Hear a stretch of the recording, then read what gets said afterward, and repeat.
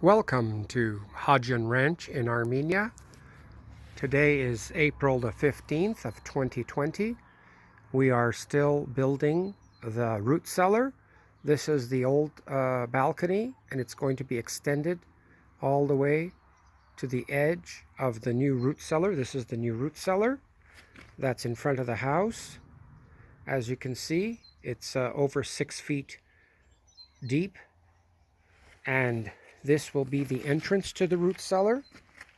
Once the roof is poured, we're going to pour a concrete roof, which will serve as an extension to our balcony.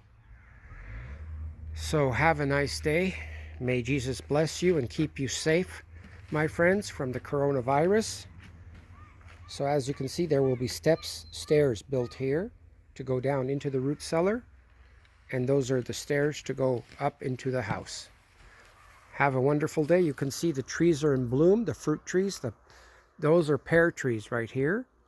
And then the apricots have already bloomed, and there's little tiny apricots on the apricot trees.